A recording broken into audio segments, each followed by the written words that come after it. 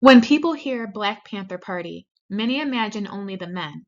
But what if I told you without women, the party's survival programs, community organizations, and political momentum would have collapsed? Today, we're going to challenge the mainstream narrative and highlight the women who were the movement's driving force.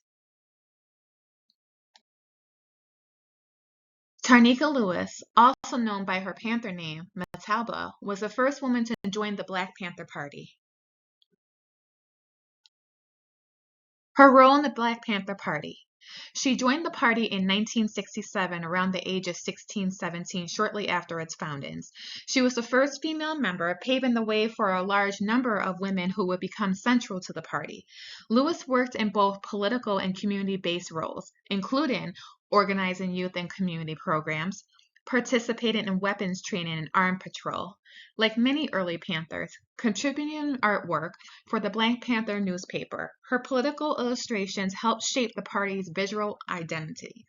Her presence helped challenge gender biases within the early party, opening doors for future women leaders such as Catherine Cleaver, Elaine Brown, Erica Huggins, and Asasta Shakur.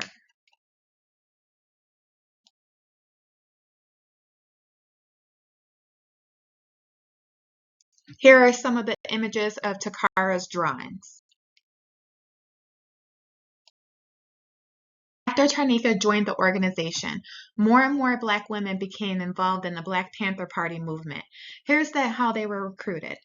Women were recruited through community programs. As the party expanded, it created community survival programs that needed huge amounts of labor, such as free breakfast for children, liberalization schools, free medical clinics, clothing and food distribution, housing rights and tenant organizing.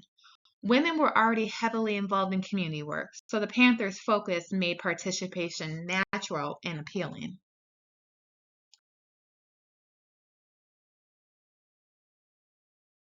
Women joined through college organizing and police anti-violence campaigns. The Black Panther Party was active on college campuses and local protests. Young women, students, activists, and community organizers joined as they became politicized around police brutality, Vietnam War resistance, education reform, civil rights, and Black power. Many early women members first met the party at rallies, teach-ins, and Black Panther newspaper sales. Rising women leaders attracted more women. As more women joined, some quickly became high-profile leaders, which in turn brought in more women. Important figures include Kathleen Cleaver, Communications Secretary, Public Spokesperson, Elaine Brown, head of the party from 1974 to 1977. Erica Huggins, leader in the New Haven chapter educator, Asasha Shakur, Effany Shakur, and many others. Seeing women in leadership roles signaled that the party valued women's political power.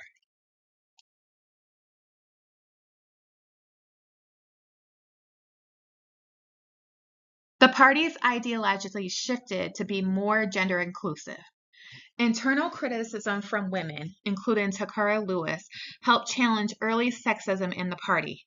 By the late 1960s, Panthers publicly emphasized gender equality, women's leadership, the importance of the women in the revolutionary struggle. This ideological shift made women more likely to join. Women were essential to the party's survival programs. By 1969 to 1970, women made up over half of the party's membership. They organized childcare, community defense, health education, political education classes, newspaper distribution, chapter administration. Women were literally running the day-to-day life of the party.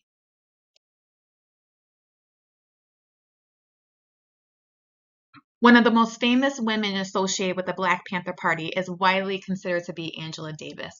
Although she never officially joined the Black Panther Party, she most certainly worked closely with them. The next slide shows Angela Davis in her own words.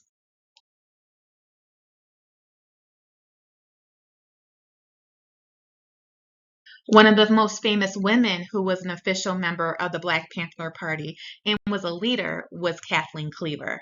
The next slide shows her in her own words.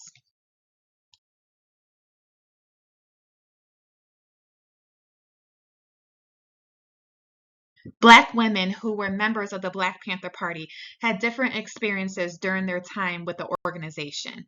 They were essential to the organization's survival, but they also faced sexism, intense public scrutiny, and danger.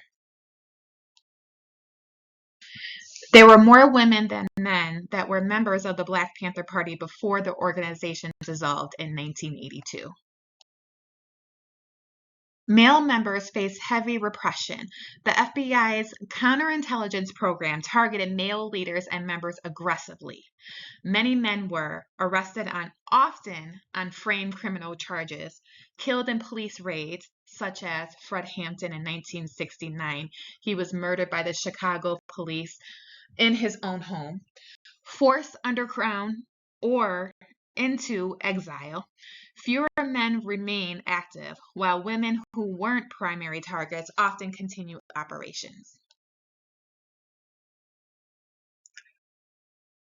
During the party's decline, recruitment of young men slowed down due to legal pressures, negative media portrayal, fear of violent reprisals. Women, however, were still drawn to community organization, education, and activism, so they continued to join. The Black Panther Party today.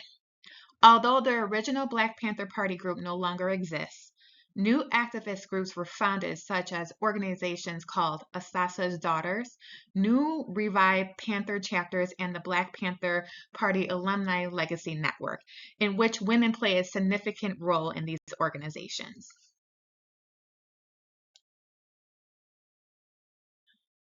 These are the links I used to research the Black Panther Party.